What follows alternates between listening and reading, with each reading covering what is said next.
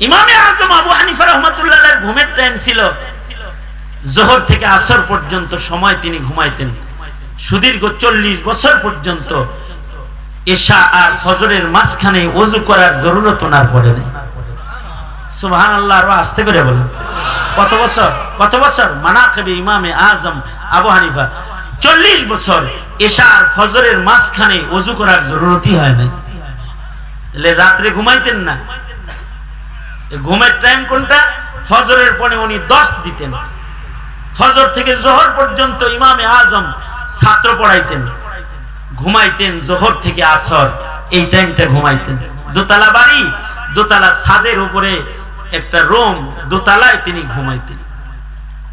ঘুমায় পড়ছে এই লোক, ঠিক ঘুমের টাইমে ইমামে আজম আবু হানিফার দরজায় আসছে, এসে ডাকে, ইমাম সাহেব ঘুমাইছেন নি? উঠেন, মাসালা জানার লেগে আসছি, কেবল মাত্র চোখ লাগছে। ইমামে আজম দোতলা থেকে নিচে আইসা বলেন মাসালা বলেন। লোকটা কয় মাসালা ভুলে গেছে। ইচ্ছা করে বলতেছে ভুলে গেছে। কিছু সময় পরে আবার নুমান বিন সাবিত একটু ঘুমাইছেন, চোখ লাগছে। আবার আধ ঘন্টা পরে যায় বলে, ইমাম সাহেব ওঠেন, মাসালা জানতে আসছি।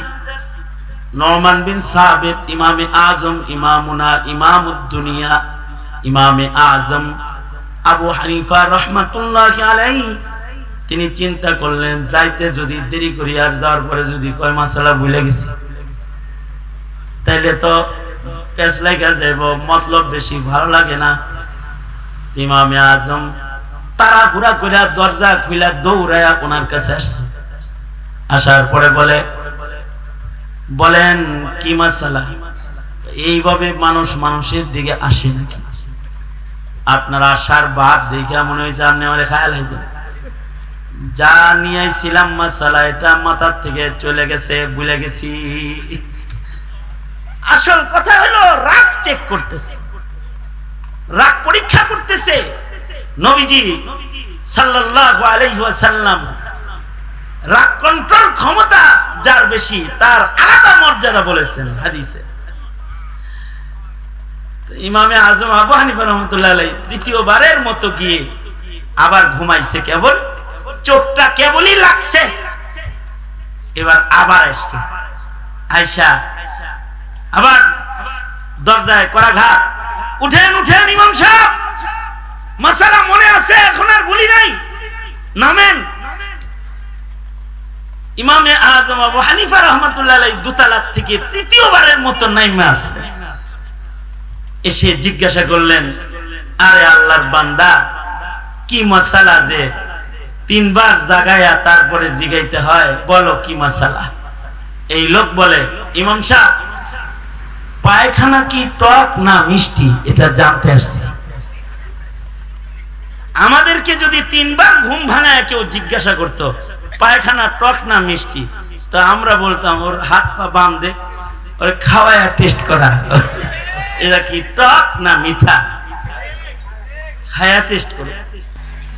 কিন্তু ইমামে আজম বলে, ঠান্ডা মাথা ইমামে আজম উত্তর দিতেছে, ইমামুদ দুনিয়া ইমামে আজম বলে, পায়খানা যখন মিঠা থাকে, এটা ভিজা থাকলে মিঠা থাকে, যখন ভিজা থাকে তখন পায়খানাটা মিষ্টি মিষ্টি থাকে, আর যখন শুকায় যায় তখন ওইটা তিতা হয়ে যায়, টক হয়ে যায়।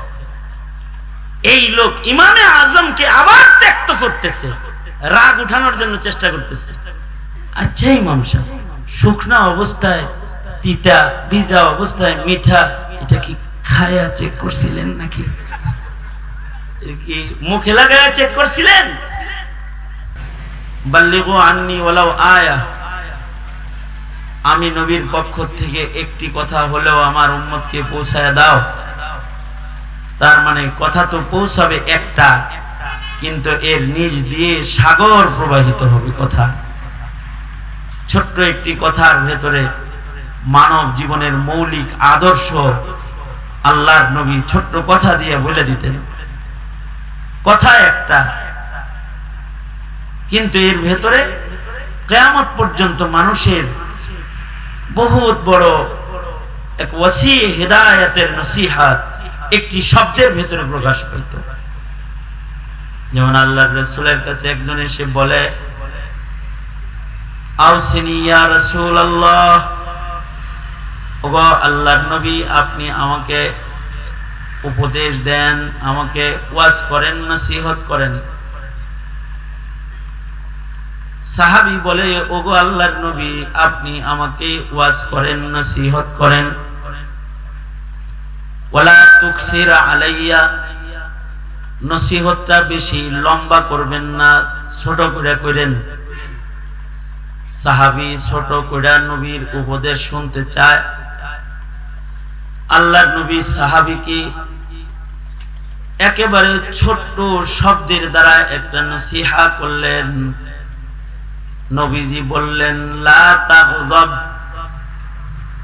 নবীজির নসিহত শেষ হয়ে গেল। জাওয়ামিউল কালিম নবী বললেন, লা তাগযাব, রাগ করো না, রাগকে কন্ট্রোল করো, বাস এতটুকু নসিহত নবীজি করলেন। সাহাবী তৃপ্ত পরিতৃপ্ত হয়ে আর নবীর নসিহা শুইনা চলে গেল। নবীজি বললেন, লা তাগযাব, রাগ করো না। সাহাবী এইটুক শুনে তৃপ্ত হয়ে গেছে। মুহাদ্দিসিন বলেন কারণ কি? কারণ হলো নসিহতের ছোট্ট একটি শব্দ লা তাগযাব, এটি একটি বাক্য, এতটুকু একটা শব্দ যে তুমি রাগ করো না, এর ভেতরে আল্লাহর রাসূল উম্মতকে, এদিকে তাকাও, আমার দিকে তাকাও, এর ভেতরে আল্লাহর রাসূল উম্মতকে জীবনের অর্ধেক গুনাহ থেকে বেঁচে থাকার দৌলত দান করছেন এই ছোট্ট শব্দের ভেতরে। আল্লাহর নবী বললেন, লা তাগযাব, রাগ করো না। তার মানে নবীজির ছোট্ট শব্দের ভেতরে মানব জীবনের অর্ধেক গুনাহ থেকে বেঁচে থাকার নসিহত আছে। কারণ মানুষের জীবনে মানুষ গুনাহ দুই কারণে করে। একটা কারণ হলো শাহওয়াত, মজার কারণে মানুষ গুনাহ করে। আর একটা কারণ হলো গুসা, রাগ, রাগের কারণে মানুষ গুনাহ করে। মানব জীবনে কৃত মাসিয়াত দুই ভাগ হবে। এক ভাগ গুনাহ মানুষ শাহওয়াতের কারণে, মজার কারণে করে, আর বাকি এক ভাগ জীবনের গুনাহ মানুষের তার রাগ আর গুসার সাথে সম্পৃক্ত। শাহওয়াতের কারণে অর্ধেক গুনাহ করে আর রাগের কারণে অর্ধেক গুনাহ করে। কেউ কাউকে গালি দিয়েছে রাগ করে, কেউ কারোর মাথায় ডান্ডা মারছে রাগ করে, গুলি করছে রাগ করে, পরের বাড়িতে আগুন ধরায় দিছে রাগ করে, মিথ্যা মামলা দিছে রাগ করে, ছাত্র উস্তাদের সাথে বেয়াদবি করছে রাগ করে, সন্তান পিতার সাথে বেয়াদবি করেছে রাগ করে, বাবা সন্তানকে ত্যায্য করে বের করে দিছে রাগ করে, উস্তাদ ছাত্রকে মাদ্রাসা থেকে বের করে দিয়েছে রাগ করে, বিবি তার স্বামীকে কষ্ট দিয়েছে, বাবার বাড়ি চলে গেছে স্বামীর বাড়ি ফেলে রাগ করে, স্বামী তার বিবিকে তালাক দিয়ে ঘর থেকে বের করে দিয়েছে, দুই সন্তানের জননী তার অর্ধাঙ্গিনীকে 3 তালাক দিয়ে দিছে রাগ করে। এইভাবে করে মানুষের জীবনের অর্ধেক গুনাহ আবিষ্কৃত হবে, যার মূল জড় হলো মানুষের গুসা, মানুষের রাগ। আল্লাহর রাসূল জাওয়ামিউল কালিম, আল্লাহর নবী সাহাবীকে বললেন, লা তাগযাব, রাগ করো না। বাস এই কথার মাধ্যমেই আল্লাহর নবী সাহাবীকে জীবনের অর্ধেক গুনাহ থেকে বেঁচে থাকার হিদায়াত প্রদান করেছেন। আমাদের নবী আলাইহিস সালাতু ওয়াস সালামের রাগ কন্ট্রোল পাওয়ার, আমাদের তো রাগ কন্ট্রোল হয় না, আমাদের গুসা কন্ট্রোল ক্ষমতা আমাদের কম। এ কারণে আমাদের মধ্যে হানাহানি, মারামারি, গালাগালি, দলাদলি, শত্রুতা আমাদের মধ্যে অধিক। কারণ আমাদের রাগ গুসা আমাদের নিয়ন্ত্রণের ভেতরে নাই। আমাদের রাগ আমরা নিয়ন্ত্রণ করা জানি। আল্লাহ রাসূল সাল্লাল্লাহু আলাইহি ওয়াসাল্লামের এটাও একটা মুজিজা যে নবীজির সবর আর তাহাম্মুল, রাগ কন্ট্রোল ক্ষমতা আল্লাহর নবীর সবচেয়ে বেশি ছিল। আল্লাহর রাসূলের একা তাহাম্মুল, রাগ কন্ট্রোল ক্ষমতা নবীজির একার যা ছিল, এইটা যদি খালি একদিকে রাখা হয় আর পৃথিবীর সব নবীর তাহাম্মুল যদি আরেক দিকে রাখা হয়, তাহলে নবীর তাহাম্মুল সকল নবীর তাহাম্মুলের চেয়ে বেশি হয়ে যাবে। আমাদের নবীজির তাহাম্মুল, আল্লাহর রাসূল সাল্লাল্লাহু আলাইহি ওয়াসাল্লাম নবীজির এই তাহাম্মুলকে অনেকে পরীক্ষা করেছে যে নবীজির তাহাম্মুল কেমন, রাগ কন্ট্রোল ক্ষমতা কেমন। উনি যে নবী এর দলিল কি, রাগ কন্ট্রোল থাকে কিনা ওনার, এটা কন্ট্রোল কেমন এটা পরীক্ষাও করছে অনেকে। যেমন এক লোক এক মুরব্বীর কাছে যায় বলে, বর্তমান যুগের সবচেয়ে বড় আলেম কে, সুফিয়ান সাউরি নাকি নুমান বিন সাবিত? সুফিয়ান সাউরিরও দর্শে লোক বেশি হয় আর নুমান বিন সাবিতের দর্শেও লোক বেশি হয়। একই জমানার দুজন বড় আলেম। কে বড় আলেম, কার মর্যাদা আল্লাহর কাছে বেশি? তো মুরব্বী তাকে বললেন, তুমি দুজনের রাগ পরীক্ষা করো, যার ভেতরে রাগ কন্ট্রোল ক্ষমতা বেশি পাইবা, যার সবর বেশি, তাহাম্মুল বেশি, বুঝবা আল্লাহর কাছে তার দাম বেশি। ওই লোক প্রথম যে সুফিয়ান সাউরির রাগ পরীক্ষা করছে। সুফিয়ান সাউরি তো রাগী মানুষ, রেগে গেছে খুব তাড়াতাড়ি। কিন্তু ইমামে আজম আবু হানিফা রাহমাতুল্লাহি আলাইহি ওনার রাগ পরীক্ষা করবে। রাগ পরীক্ষা করার জন্য সময় নির্বাচন করলো, রাগ পরীক্ষাটা কখন করা যায়। তো সে সময় বের করছে যে নুমান যখন ঘুমায় তখন তারে ঘুমে ডিস্টার্ব দিবে। ঘুমে ডিস্টার্ব দিলে দেখবো কিরকম রাগ কিরকম হয় না হয়। ইমামে আজম আবু হানিফা রাহমাতুল্লাহ আলাইহির ঘুমের টাইম ছিল যোহর থেকে আসর পর্যন্ত সময় তিনি ঘুমাইতেন। সুদীর্ঘ 40 বছর পর্যন্ত এশা আর ফজরের মাঝখানে ওযু করার জরুরত ওনার পড়ে নাই। সুবহানাল্লাহ, আরো আস্তে করে বলেন। কত বছর? কত বছর? মানাকিবে ইমামে আজম আবু হানিফা 40 বছর এশা আর ফজরের মাঝখানে ওযু করার জরুরতই হয় না। তাহলে রাতে ঘুমাইতেন না। ঘুমের টাইম কোনটা? ফজরের পরে উনি 10 দিতেন। ফজর থেকে যোহর পর্যন্ত ইমামে আজম ছাত্র পড়াইতেন, ঘুমাইতেন যোহর থেকে আসর, এই টাইমটা ঘুমাইতেন। দোতলা বাড়ি, দোতলা ছাদের উপরে একটা রুম, দোতলায় তিনি ঘুমাইতেন। তো ঘুমায় পড়ছে। এই লোক ঠিক ঘুমের টাইমে ইমামে আজম আবু হানিফার দরজায় আসছে, এসে ডাকে, ইমাম সাহেব ঘুমাইছেন নি, উঠেন, মাসালা জানার লেগে আসছি। কেবল মাত্র চোখ লাগছে। ইমামে আজম দোতলা থেকে নিচে আইসা বলেন মাসালা বলেন। লোকটা কয় মাসালা ভুলে গেছে। ইচ্ছা করে বলতেছে ভুলে গেছে। কিছু সময় পরে আবার নুমান বিন সাবিত একটু ঘুমাইছেন, চোখ লাগছে। আবার আধ ঘন্টা পরে যায় বলে, ইমাম সাহেব ওঠেন, মাসালা জানতে আসছি। নুমান বিন সাবিত ইমামে আজম, ইমামুনা ইমামুদ দুনিয়া, ইমামে আজম আবু হানিফা রাহমাতুল্লাহি আলাইহি তিনি চিন্তা করলেন, যাইতে যদি দেরি করি আর যাওয়ার পরে যদি কয় মাসালা ভুলে গেছি, তাইলে তো পেছ লাগা যাইব, মতলব বেশি ভালো লাগে না। ইমামে আজম তাড়াহুড়া করে দরজা খুলে দৌড়ায়া ওনার কাছে আসছে। আসার পরে বলেন কি মাসালা? এইভাবে মানুষের দিকে আসে নাকি? আপনার আসার বাদ দেখে মনে হয়েছে আপনি আমার খেয়াল হইবেন। যা নিয়েছিলাম মাসালা এটা মাথার থেকে চলে গেছে, ভুলে গেছি। আসল কথা হলো রাগ চেক করতেছে। রাগ পরীক্ষা করতেছে। নবীজি সাল্লাল্লাহু আলাইহি ওয়াসাল্লাম রাগ কন্ট্রোল ক্ষমতা যার বেশি তার আলাদা মর্যাদা বলেছেন হাদিসে।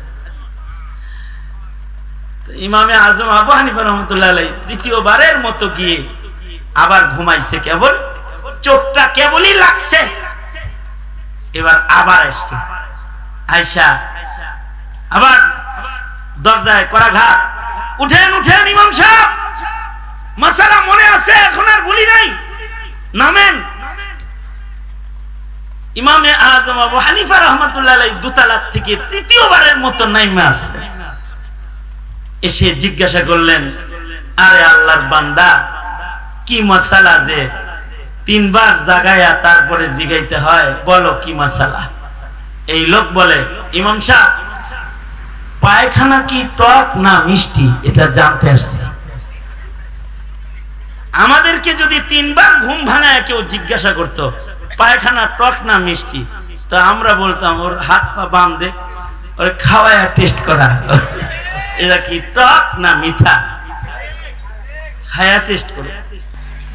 কিন্তু ইমামে আজম বলে, ঠান্ডা মাথা ইমামে আজম উত্তর দিতেছে, ইমামুদ্দুনিয়া ইমামে আজম বলে, পায়খানা যখন মিঠা থাকে, এটা ভিজা থাকলে মিঠা থাকে, যখন ভিজা থাকে তখন পায়খানাটা মিষ্টি মিষ্টি থাকে, আর যখন শুকায়া যায় তখন ওইটা তিতা হয়ে যায়, টক হয়ে যায়। এই লোক ইমামে আজমকে আবার ত্যাক্ত করতেছে, রাগ উঠানোর জন্য চেষ্টা করতেছে। আচ্ছা ইমাম সাহেব, শুকনা অবস্থায় তিতা, ভিজা অবস্থায় মিঠা, এটা কি খায়া চেক করছিলেন নাকি? কি মুখে লাগায়া চেক করছিলেন?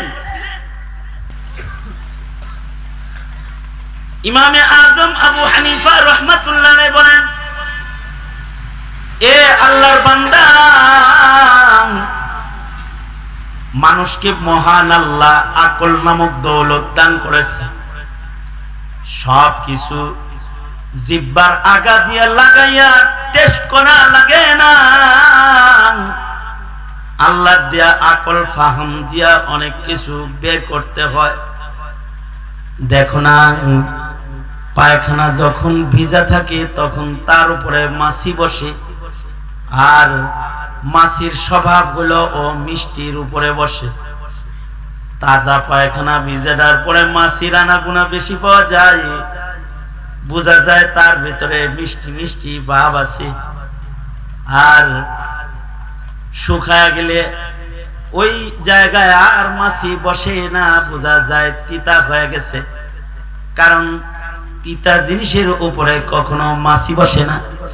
মাছির আনাগোনা দেখি ভিজাটারে মিঠা বোঝা যায়, আর মাছি না আসার হালত দেখি শুকনা পায়খানাটা যে তিতা এটা বোঝা যায়।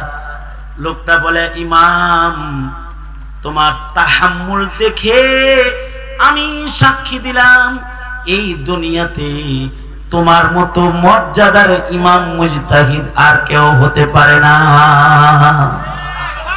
লা তাগজাব, নবীজি বলে লা তাগজাব, জাওয়ামিউল কালিম নবীর ছোট্ট কথা, লা তাগজাব। কাউকে যদি এতটুকুন বলা হয় নাহমাদুহু ওয়া নুসাল্লি আলা রাসূলিহিল কারীম আম্মা বাদ, লা তাগজাব, জানগা, যথেষ্ট হওয়ার কথা, সে তৃপ্ত হয়ে যাওয়ার মতো নসিহত এটা। ডক্টর আব্দুল হাই রহমাতুল্লাহ আলাইহি আল্লাহর রাসূল সাল্লাল্লাহু আলাইহি ওয়াসাল্লামের সবর আর তাহাম্মুলের বর্ণনা, এই শুনেন, নবীজির সবর আর তাহাম্মুলের বর্ণনা দিতে গিয়ে ডক্টর আব্দুল হাই বর্ণনা করেছেন যে নবীজির কলার একজন অন্যায়ভাবে ধরছে। আমাদেরকে অনেক সময় অন্যায়ভাবে দেখবেন অপমান করে, পাবলিকে অন্যায়ভাবে করে। ইমাম সাহেব নরম মানুষ, তো পাবলিক মসজিদে ঢুকে ইমামের উপরে মাঝে মাঝে খামাখাই গরম হয়ে যায়, এরকম হয় না? অনেক সময় হয় না? হয় না? মোহতারাম সাহেবের উপরে গরম হয়ে যায়। সাধারণ পাবলিক মোহতারামে যায় ধমক দেওয়া শুরু করে ছাত্রদের সামনে, ইমামকে মুসল্লিদের সামনে ধমক দিয়ে ফেলায়। ইমাম সাহেব মুস্কি মুস্কি হাসে, কারণ সে যে নায়েবে নবী, তার রাগ গুসা কন্ট্রোল ক্ষমতা বেশি, নায়াবাতের ওয়ারাসাত এইটার একটা বহিঃপ্রকাশ তার এই গুণের দ্বারাই হইতে থাকে। আল্লাহু আকবার কাবীরা, মানে তারে গালি দেয় সে নড়ে চড়ে, কারণ তার সবার বেশি, তাহাম্মুল বেশি। তাছাড়া যেই কয় ওজন মানে শরীরে সে গোস্ত নাই, ইমাম সাহেবকে দেয় ধমক। ইমাম সাহেব যদি খালি ডায়নাত উঠে খালি ওরে মোসারটা দেয়, কারণ তুলতুলা তো শক্তিশালী দেহ, ওরে ছেড়া গায়ে দিতে আসবে, কিন্তু কিছু বলে না। তার দিকে তাকায় মুস্কি হাসে আর বলে ভাইজান ভুল হয়ে গেছে, থামেন। তারে থামা কেন? তাহাম্মুল, তাহাম্মুল।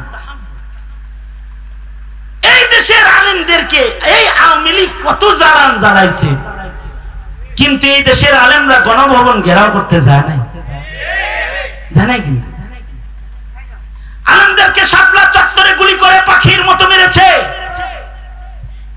আলেমদেরকে জেলখানায় তালাবদ্ধ করেছে।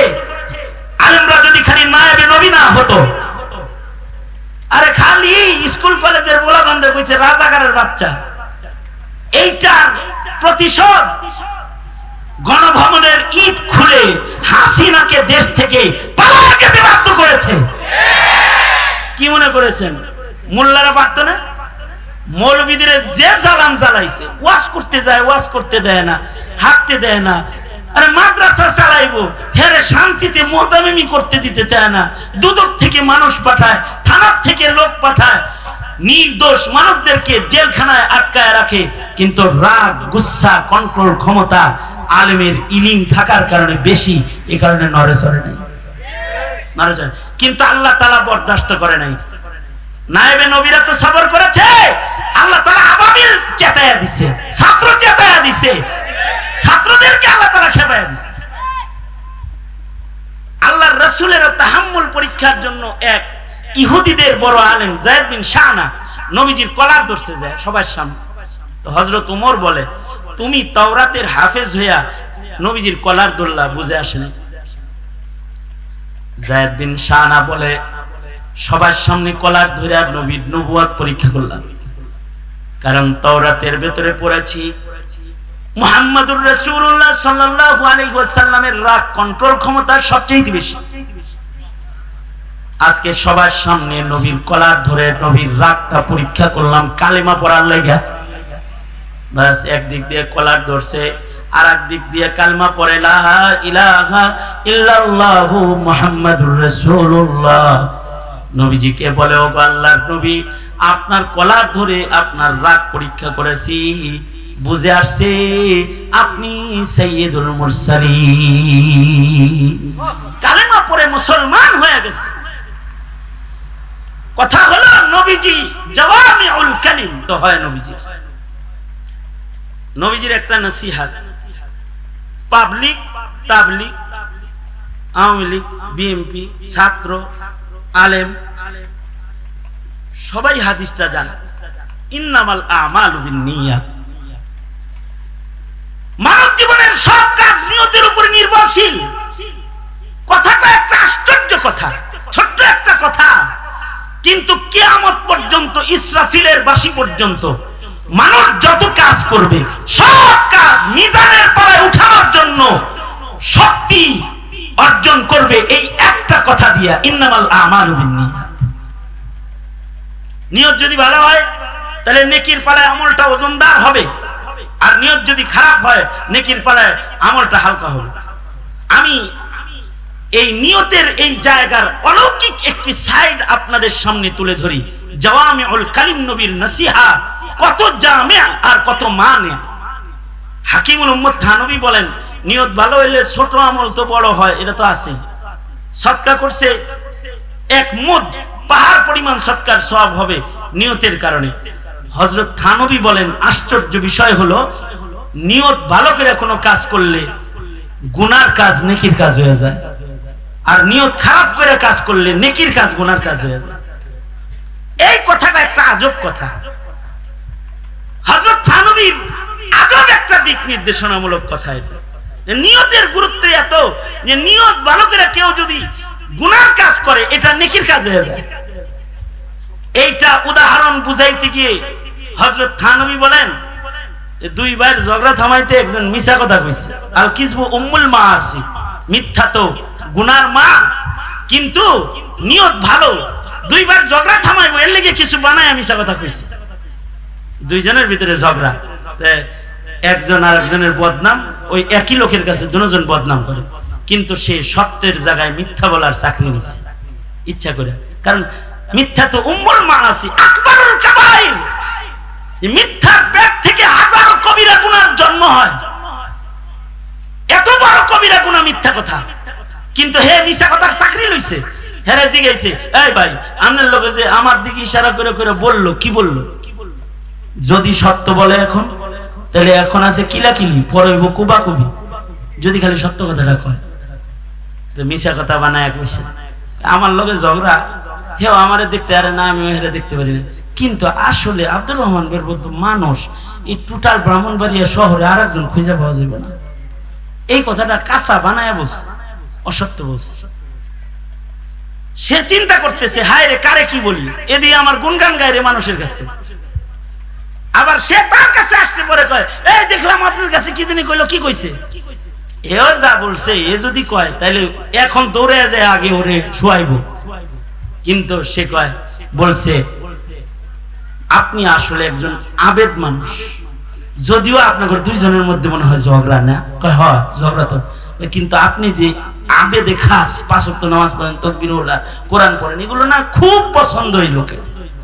হায় হায় হায়, এদিকে আমার পছন্দ করে। দুইজনের কাছে দুটি মিথ্যা কথা বলছে। সূরাতান তো কিস উম্মুল মাআসি, কিন্তু নিয়তের কারণে এই মিথ্যার প্রতিটি অক্ষরের নিচ দিয়েও নেকি প্রবাহিত হইতেছে, সব প্রবাহিত হইতেছে। কিসের কারণে? নিয়তের কারণে। আল্লাহর রাসূলের ছোট্ট একটি বক্তব্য উম্মতের কাছে, ইন্নামাল আমালু বিন্নিয়াত। কিন্তু এই ছোট্ট কথার ভেতরে কিয়ামত পর্যন্ত মানুষের ভালো কাজ নষ্ট হয়ে যাবে অথবা মন্দ কাজ ভালো হয়ে যাবে, এমন অলৌকিক পাওয়ার নবীর ছোট্ট নসিহার ভেতরে লুকায় থাকে। সর্বশেষ আরেকটি দৃষ্টান্ত, আল্লাহর রাসূল বললেন, আবু দাউদ শরীফের রিওয়ায়াত, আল মুমিন মিরআতুল মুমিন, মুমিন মুমিনের আয়না। ১৫০০ বছর আগে আল্লাহর রাসূল এক মুমিনরে আরেক মুমিনের আয়না হিসেবে বলে গেছে, জাওয়ামিউল কালিম। তার মানে হলো তুমি তোমার ভাইয়ের দোষ সংশোধন করে দিবা। দোষটা কেমনে সংশোধন করবা? আয়নার মতো করবা। আয়না যেমন চুপি চুপি সংশোধন করে, তুমি চুপি চুপি সংশোধন করবা। আয়না যেমন বারবার সংশোধন করে, তুমি ওইরকম বারবার সংশোধন করবা। আয়না যেমন সিররান নসিহত করে, তুমি ওইরকম সিররান নসিহত করবা, আলানিয়াতান করবা না। আলানিয়াতান করলে সে লজ্জা পাবে, শরম পাবে। আল্লাহর রাসূলের একটি ছোট্ট কথার ভেতরে আদর্শের মহাসাগর প্রবাহিত হয়ে যায়। এ কারণেই আল্লাহর রাসূল বলেন, বাল্লিগু আন্নী ওয়ালাউ আয়া, এহে আমার উম্মতেরা, তোমরা আমি নবীর পক্ষ থেকে আমার একটা কথা হলেও আমার উম্মতের কাছে পৌঁছায়া দাও। কারণ নবীর একটি ছোট্ট কথা জাওয়ামিউল কালিম, এর ভেতরে নসিহাত সাগর প্রবাহিত হয়। এই যে নবীর নসিহাত, কোরআন সুন্নাহ, আল্লাহ পাকের কালাম কোরআন, নবীর নসিহাত হাদিস সুন্নাহ, এগুলোর সংরক্ষণ উম্মতকে আদর্শিক জীবন দেয়, উম্মতকে চারিত্রিক জীবন দেয়। ছোট ছোট কথা উম্মত শিখে ফেললেও উম্মতের চারিত্রিক উন্নতি হয়, মনুষ্যত্বের গুণ উম্মতের মধ্যে ঢুকে যায়। এ কারণে সবাইকে তো মুফতি উবাইদুল্লাহ বানানো সম্ভব না, শেখ সাজিদুর রহমান বানানো সম্ভব না, শেখ মুবারকুল্লাহ বানানো সম্ভব না, কিন্তু আমাদের প্রতিটি সন্তানরে কমাস কম 40 হাদিস তো মুখস্থ করানো সম্ভব, 40টা কথা তো মুখস্থ করানো সম্ভব। নবীজির 40টা কথা যদি কেউ মুখস্থ করে তাইলে আল্লাহর রাসূলের 40টা কথা কেউ জানলে, শিখলে, বুঝলে, এই নবীর কথা বুঝলে ওয়ালা একজন উম্মত কোনদিন আদর্শচ্যুত হতে পারে না, কোনদিন আদর্শচ্যুত হতে পারে না। এই কারণেই বর্তমান সমাজে আরেকটা ফিতনা এসেছে, সেটা হলো 40 হাদিসও যেন উম্মত মুখস্থ করে চারিত্রিক গুণ অর্জন করতে না পারে।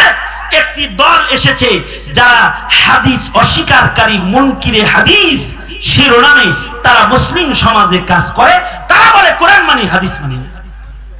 নাউজুবিল্লাহ, আরো আস্তে করে বলেন নাউজুবিল্লাহ। বর্তমান সরকারের অজ্ঞতার মূর্খতা দেখলে পরে আশ্চর্য লাগে যে তারা শিক্ষা কমিশনে মূর্খ এক আজব হাইওয়ান, যে হাদিস চিনেও না, বুঝেও না, মুনকিরে হাদিস, যে হাদিস অস্বীকারী, তাকে শিক্ষা কমিশনে জায়গা দেয়। তার মানে হলো মুসলমানের কানে নবীর জাওয়ামিউল কালিম, নবীর একটি হাদিসও যেন না পৌঁছে, এই চক্রান্ত যেই শয়তান বাস্তবায়ন করতে পারবে তাকে কমিশনের ভেতরে বসানোর চক্রান্ত। আলেম ওলামারা এগুলো নিয়ে কথা কয়, কথা বললেই বলে যে এগুলো রাজনীতি করে। আরে আলেম ওলামারা তো জাতির মূল জায়গায় কথা বলে, মূল জায়গায় কথা বলে। এই কথাগুলো বলার জন্যই তারা নায়েবে নবী, এই কথাগুলো বলার জন্য যেখানে মুসলিম মিল্লাতের ক্ষতি হবে, যেখানে মুসলমান জাতির জাতীয়তা নিয়ে প্রশ্ন এসে যাবে, মুসলমানিত্ব নিয়ে প্রশ্ন এসে যাবে, সেখানে নায়েবে নবীরা জীবন গেলেও চুপ থাকতে পারে না, মরে গেলেও চুপ থাকতে পারে না, রশিদে ঝুললেও তারা চুপ থাকতে পারে না। তারা কথা বলবেই। তাদের একটি বক্তব্য জাতির বন্ধ তালা খুলবে, তাদের একটি বক্তব্য জাতিকে সুপথে পরিচালিত করবে। সুতরাং মাদ্রাসাগুলোর মাধ্যমে ন্যূনতম কিছু আলফাজ ইলম হিফাজত হয়। তা আমি হযরত থানভী রহমাতুল্লাহি আলাইহির আরেকটা আশ্চর্য কথা, আমাদের আকাবিররাও জাওয়ামিউল কালিম ছিলেন, ওনারা বলতেন কম কিন্তু সাগর প্রবাহিত হতো। এই কারণে আমি হযরত থানভী রহমাতুল্লাহি আলাইহির আরেকটা আশ্চর্য কথা আপনাদের কানে দেই। বুঝলে বুঝেন, না বুঝলে না বুঝেন, কিছু করার নেই, খালি কানে দিয়া দেই। আল্লাহ চাহে তো বুঝ দিলে আল্লাহ দিতেও পারে। যে মাদ্রাসার মাধ্যমে যদি, একটি মাদ্রাসার মাধ্যমে যদি 40টা 40 হাদিসের হেফাজত যদি হয়, এই 40টা হাদিসও যদি দুনিয়াতে বেঁচে থাকে কোরআনের পাশাপাশি, নবীজির 40টা হাদিসও যদি উম্মতের কাছে থাকে, এতটুকুনের জিম্মাদারিও যদি মাদ্রাসা দিয়ে হয়, তাহলে হযরত থানভী বলেছেন নবীজি তো জাওয়ামিউল কালিম। গাছ যেমন একটা বুনলে গাছটা ধীরে ধীরে বড় হয়, এ গাছে ফুল হয়, ফল হয়, এ গাছ থেকে এক সময় কাঠ হয়, এক সময় এটা অঞ্চল ছেয়ে যায়, বটগাছ হয়ে অঞ্চল ছেয়ে যায়। নবীজি জাওয়ামিউল কালিম, ইলম এমন আজব গাছের নাম, এর একটি শব্দের ইলম যদি কারোর সিনার ভেতরে, কলবের ভেতরে যদি খালি ঢুকা যায়, ঢুকার পরে ইলম সংরক্ষণের জমিন তো হলো কলব। গাছ যেমন মাটিতে বড় হয় ধীরে ধীরে, জাতিরে একটা হাদিস শোনায়া দিলেও এই হাদিসটা কলবে যদি বপন করে দেওয়া যায়, তাহলে এই একটি হাদিস জাওয়ামিউল কালিম নবীর কথা তো এটা গাছের মতো কাণ্ড গজায়, বড় হয়, ফল দেয়। এক সময় নবীর একটা হাদিস তার হৃদয়কে ছেয়ে ফেলে, তার হৃদয়টাকে ছেয়ে ফেলে ইলম দিয়ে। বুঝলে তো বুঝার, না বুঝলে কিছুই নাই। জাগতিক জ্ঞান সন্তানদের দিবেন, মানা করি না আমরা, কিন্তু আপনার সন্তানের কাব নামক জমিনের ভেতরে নবীর কিছু হাদিসের বীজ বপন করে দেন, তার সিনার ভেতরে কিছু ইলম রাখার জায়গা করে দেন।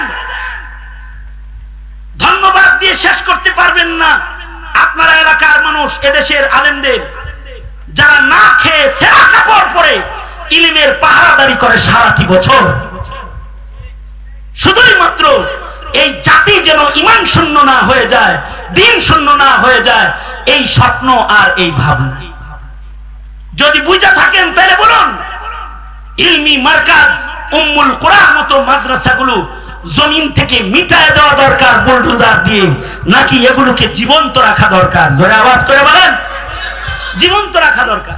তাই যদি হয় তাহলে মাওলানা ওবায়দুল্লাহ, মুফতি ওবায়দুল্লাহ মাদানী মাজলুম আলমীদ্বীন, তার হাতকে শক্তিশালী করা দরকার আছে না? তার সাথে আছেন না ইনশাআল্লাহ?